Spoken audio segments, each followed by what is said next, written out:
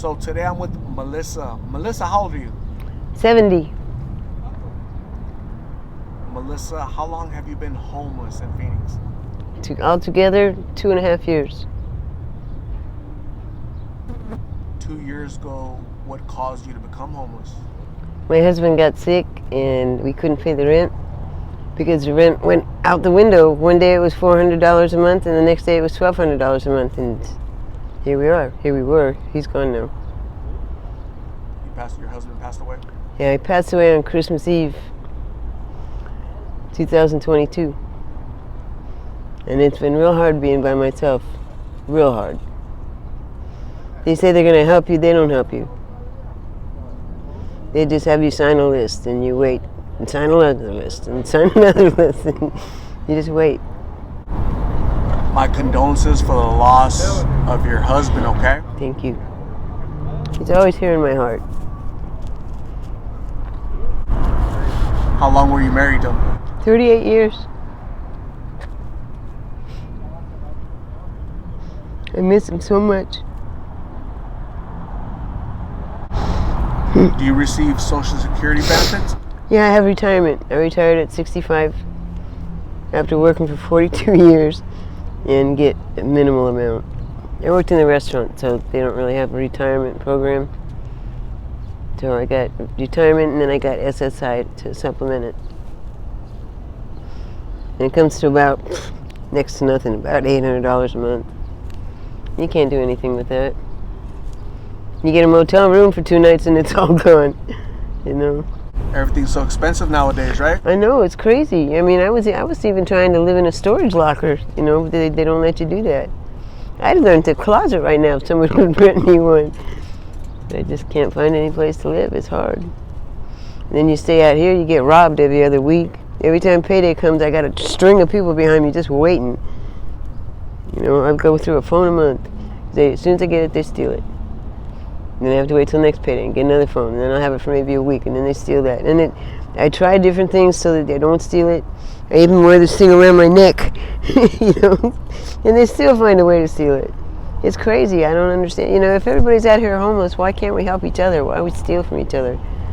It doesn't make any sense to me. We should be helping one another. That's what God wants us to do. That's the only thing God asks us to do, is take care of each other. And people can't seem to do that. And it's so simple. But do you have kids? yeah, I do. For the most part, they really don't know what's going on with me, and I don't tell them because I don't want them to worry. They have their own lives. You know, my oldest boy's got buku kids in his house, and my youngest boy was a Navy SEAL, and you know, he's very involved in what he does and his service friends, and I just want to stay like that. He doesn't need to know about this. You know. But if you have children and you need help, they're the best avenue to help. Yes, but if they help me, they're not helping themselves. They need to pay attention to their life and their kids and what they're doing. You know, I had parents that didn't pay attention to me, and that harmed me in a lot of ways. So I want my kids to take care of their kids. You know, I took good care of my kids when they were growing up. So now it's their turn to take care of their kids. They're not supposed to take care of me, they're supposed to take care of their kids. You know? You don't want to burden them? Exactly. Exactly. If they're trying to take care of me, they're depriving their kids of things that they need. So Melissa, lots of people use blues in this area. Oh my God, do they ever? What about, how are you doing with that? Do you use blues? Have you used blues? Yes, I have. I'm not gonna lie. I used to have a real bad hip. They finally took it out. But I used to use them for pain, maybe 5 or 6 a day. But I think everything in moderation. You have to control what you do, okay? But these kids, I feel bad for these kids because some of them are doing 40, 50 of these things a day. You know, and it's making them crazy in the head. I've interviewed people they're doing 100. I've had several people 150. Oh my God. One guy said, I only did 150 and didn't do 200 because I couldn't afford 200 pills. So I think there's different tolerance levels, right? Yeah, that could be. Some people only do 5, like you. It depends on the state of mind you want to be in too. You know, I just wanted the pain to go away. He maybe just wanted the world to go away. Exactly. It's a great point. You just want to numb the pain of your hip that's hurting you, right? Yeah, for 3-4 years. Yeah. These other people, they're just trying to forget everything. You know, not wake up, it looks like, right? Yeah, and that happens every day. Somebody doesn't wake up. And that's so scary. And I tell these people that are selling them, you better keep the antidote in your pocket because you're responsible for that person you just gave those pills to. I mean, that's my philosophy on it. But, you know, it's dangerous stuff. Some people, they've never messed with it. They do one pill and they die. Other people can do 50 of them and they're fine. But whoever gave them those pills is responsible for that person, in my opinion. So you better have what it takes to bring them back. Because CPR doesn't work for that. You know, I've given CPR to people in this neighborhood, at least 35 people in the last 10 years, and I've only ever lost 2. But this fentanyl stuff, CPR doesn't work. If you don't have the chemical to bring them back, they're gone. Period. Done deal. You know, and I asked the doctor about it. I said, why won't CPR work? It affects a different part of the brain. So, people should know that too. They think, oh, well, CPR will bring back. No, it won't. I'm an expert at CPR. You know, I brought so many people back, but this fentanyl stuff's different. And every pill is different. There's no 2 pills the same. So everybody makes their own recipe. You know, it's not all coming from the cartel. There's a lot of it made right here in Phoenix. You know, so you don't know how much they put in or how long it's going to last or how strong it is. So on the outside of the pill it says M30, right, which is 30 milligrams. Supposedly. Right. That's counterfeit. Like there are real pills, it's oxycodone. I used to take oxycodone 30s for my hip when I first broke it. Prescribed by a Yeah, doctor. yes, for 40 years. 30 milligrams were legit 30 milligrams because made in a factory. I got it from the pharmacist. And quality assurance, right? Quality control. So 30 is what you're getting. These pills could be 100 milligrams, 1,000 milligrams. You don't know. You have no idea.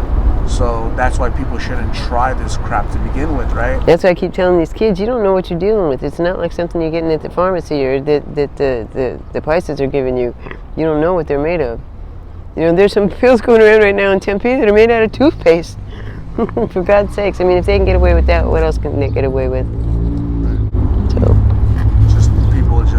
Making fake ones just to make money. Steal money real quick from people, right? Yeah.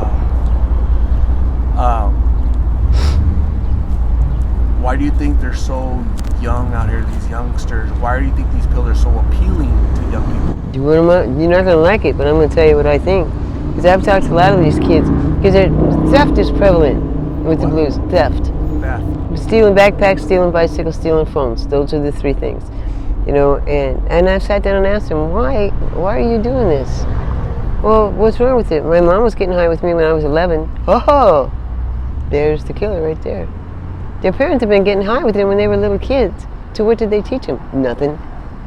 So these kids think it's okay to do these pills, and they think it's okay to go steal because their parents did it, and they did it with them. So the parents are the ones that I blame. You know, you have to teach your kids A from Z. And it's your responsibility as a parent to make sure they do well in life. And these poor kids out here don't stand a chance. It's bad enough the neighborhood they live in. You know, but then you don't have anybody to help you learn wrong from right or teach you wrong from right. Your parents are getting high with you when you're 11 and 12 years old.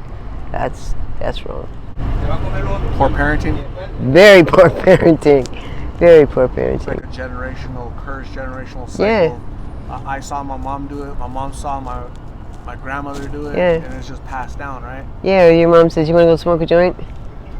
Really? I mean, my oldest boy's like 45 years old, and if he said, you want to smoke a joint, I'd say, not with you. I've never gotten high with my kids, and I never will. I just don't believe in doing that. Because it's not teaching him anything. So, and these kids out here, you know, and then you hear of them dying at 15 and 16, overdosing, you know, or getting shot. Whose fault is that? Mom and Dad. What can society do? What can the government do better to help stem this tide, this epidemic? Well, number one, I think somebody needs to teach them wrong from right, and give them moral skills and tell them about loyalty and honesty. Because where do they get that from? If they don't get it from their parents, where do they get it? You know, how do you explain to a kid in school, how do you teach them a class on integrity? You know, if you don't get that from the parents. And somewhere in there, the government needs to train some people to train these kids. But they'll never know. You know, unless they're exposed to it, they're not going to know. And if your parents don't expose you to it, you're not getting it in school. So I think the government could help a lot if they'd step in and train some people to come in here with the kids and show them this is how it's supposed to be. You know, not the way it is, but the way it's supposed to be. I think it would save a lot of lives if they did that. Yeah. Speaking of saving lives, how much longer will you be out here? How much longer can your body endure 120-degree days out here in Phoenix? You're homeless, you're in a wheelchair, pain from your hip, you don't receive a lot of money of Social Security benefits, $800. That's, in today's society, with everything, inflation, everything's so expensive, that's not a lot of money, unfortunately. No, it lasts about 2 weeks. Okay, so how are you surviving? How will you survive another year, another 2 years? You're 70 years old. How much longer can you endure this? As long as God will allow, that's all I can say. You know, sometimes I wish He would pick me up right now so I could go be with my husband. But then I think maybe there's some people out here I could teach something to. You know, I don't know how much longer my body's going to last. It's wearing out little by little. But I've always been pretty strong, so I hope I can get another couple years out of it anyway. You know, I'd like to get a place before I kick off, and so I can at least say, well, I had an apartment before he died. You know, but we'll see what the Lord wants. So, Melissa, I'm going to say thank you very much for talking to me. I appreciate you having the courage to share your story. I told you the whole purpose of this interview is prevention through awareness. By you having the courage to share your story, a young person out there is going to watch this and be like, damn, somebody offers me blues, I'm going to say no. I don't want to end up out on a wheelchair, with 70 years old, and no place to go. No nothing. No family, no help, you don't know what you're going to eat, you don't know when you're going to sleep on a bed next time, you don't know who's going to rob you tomorrow. You know, and the bad thing is, the best friends are robbing best friends. You know, there again, it's loyalty, honesty. They've never learned it, so they don't know how it works. Plus, with addiction, those things don't exist. Values don't exist out here, right? That's true. Just getting high is the biggest value out here. Everything in moderation. If you keep that in mind all the time, then it won't run you. But when the blues get you by the pants, you don't have those things anymore. You don't have any reasoning or any logic. It's all out the window. The blues got you. So again, thank you very much. I'm going to hand you my card with my number on it so you can call me if you ever need to write a treatment or somebody to talk to. For now, I'm going to hand you a bag, a donated blessing bag. This is from one of my subscribers. Her name is Shorty.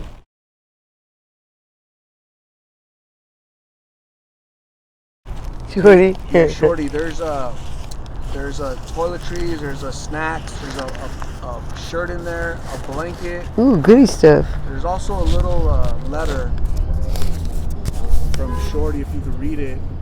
There's also a $5 gift card in there for 2 fees. Biscuits and gravy. Right on.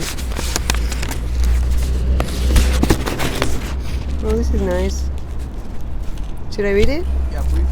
It says, first I want to thank you for accepting this blessing bag my family and Jean Ann helped me make for you. I only ask that you do me a favor and say a prayer for me as I battle my struggle with depression, anxiety, and awful thoughts as well. When you can, please pay it forward and bless someone by simply being a friend and helping someone in need. I hope these items help out a little. Be safe and please call ours to go to treatment. We really do care and pray for you. That's sweet.